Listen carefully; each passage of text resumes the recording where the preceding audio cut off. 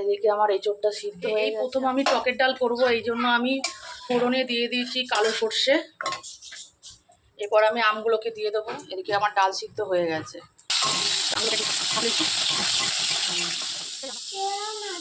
না, ঘুম পেয়ে গেছে।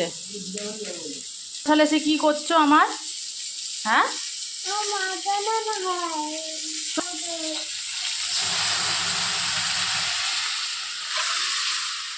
ডালটা দিয়ে দিলাম।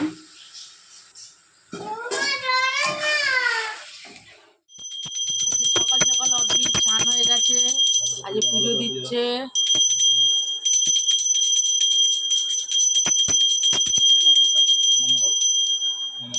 নমো করো, হাত জোর করে নমো করো। ব্যাস হয়ে গেছে। ও বাবা, ওরে বাবা, আজকে ঠাকুর আসবেই, আমাদের ঘরেই আসবে।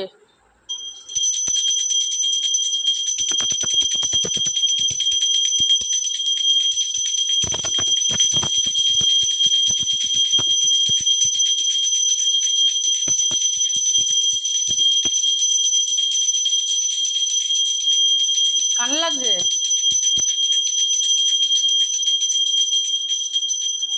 এদিকে আমার তেল গরম হয়ে গেছে, আর আমি চিংড়ি মাছগুলোকে মাখিয়ে নিচ্ছি।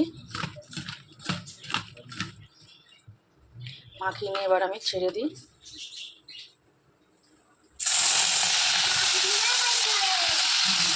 আর একটুখানি রেখে দেবো হচ্ছে পাস্তা করবো, চিকেনও আছে ঘরে।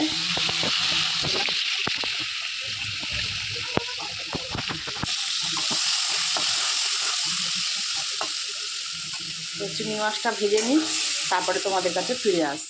ওরা আমার সিদ্ধ হয়ে গেছে আর আলু কাটা হয়ে গেছে, আর এদিকে চিংড়ি মাছ আমি বসিয়ে দিয়েছি ভাজা হওয়ার জন্য। আর এদিকে চিংড়ি মাছ ভাজা হচ্ছে সর্ষের তেলের মধ্যে।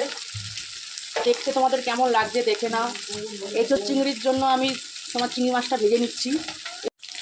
এবার চলো চিংড়ি মাছগুলোকে নামিয়ে নিচ্ছি।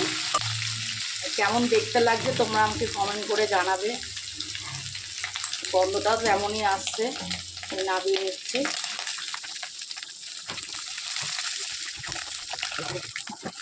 এর মধ্যে এবার দিয়ে দেবো হচ্ছে সাদা জিরে। সাদা জিরে দিয়ে দিলাম।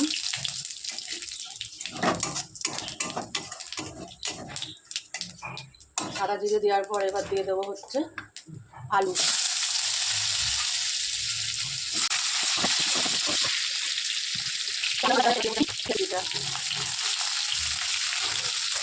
দিয়ে বেশ খানিকক্ষণ আমি নাড়বো। আর এর মধ্যে দিয়ে দেবো নুন। আর এটা ভাজা ভাজা হয়ে এসছে। এরপরে দিয়ে দেবো হচ্ছে আদা ও রসুন কুচি।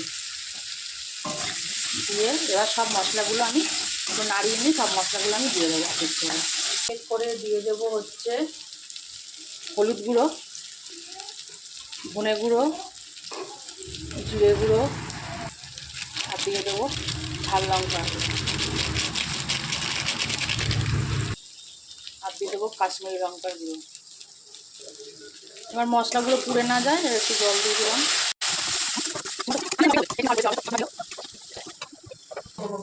না, আলাদা করে থাকবে। আর এই যে আমার কষানোটা হয়ে গেছে, এবার আমি এঁচড়গুলোকে আমি দিয়ে দেবো। আর এই যে এবার আমি এঁচড়গুলোকে আমি দিয়ে দিচ্ছি।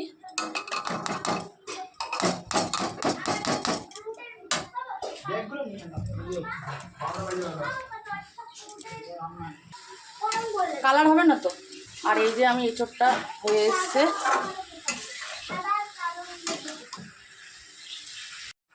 আর এই চিংড়ি মাছগুলোকে দিয়ে দিলাম।